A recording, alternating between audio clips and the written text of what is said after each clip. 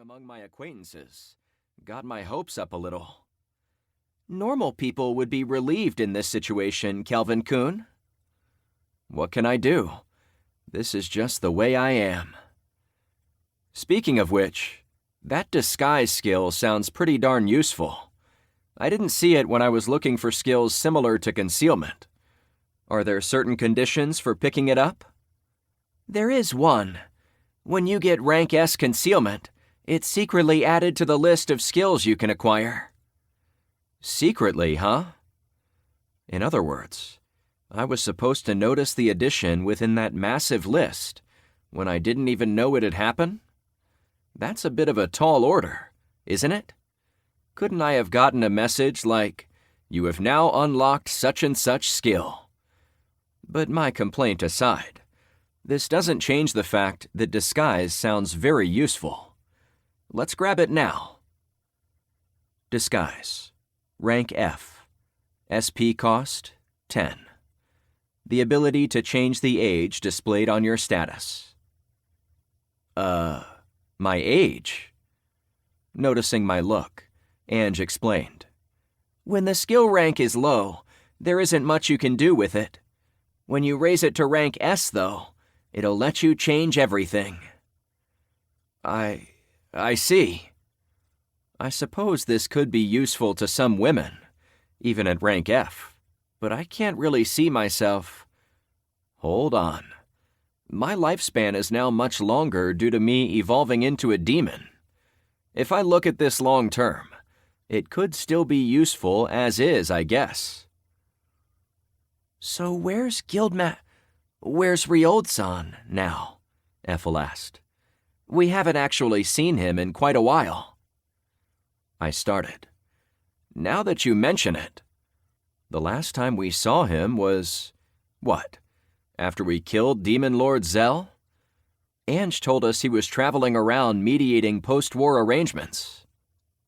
Well, now that he probably knows I've joined you guys, I don't think he's ever coming back to the Parth Adventurers Guild. Since his cover's been blown, there's no need for him to risk it. Does that mean we don't have to worry about him suddenly coming to attack us through the teleportation gate? I can't say for sure, but the possibility is very low. Ryold's on the western continent at the moment, after all. Wow, that's pretty far. However, he was the gatekeeper for the teleportation gate in Parth. It'd be dangerous to leave him with the authority to use it. But how can I explain it to whoever's in power? It'd probably be a whole thing trying to explain about Malphina and Eliaris. And if I did it badly, I might be the one who comes across as suspicious. If only there was someone who conveniently has a certain understanding of the circumstances and the authority to decide who gets to use the gates. Ah. Master? Kelvin? There is someone. Looks like our next destination's been decided. I shook my head. It's nothing. There's no change to our plans to return through the gate.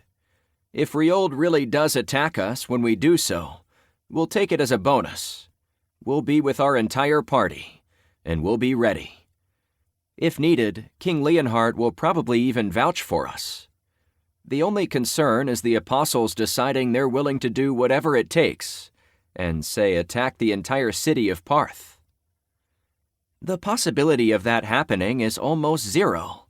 Arbitrator's goal is to help Eliaris descend upon this world as a goddess, not commit indiscriminate mass slaughter. Remember how I first evacuated everyone in the vicinity when I called you out? You did, but what about with the Demon Lord then?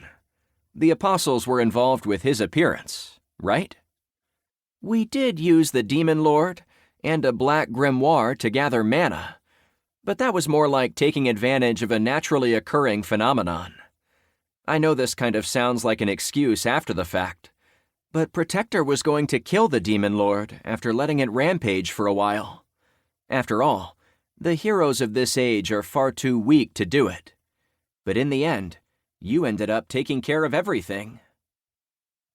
Ange had a very conflicted look on her face due to her complicated standing.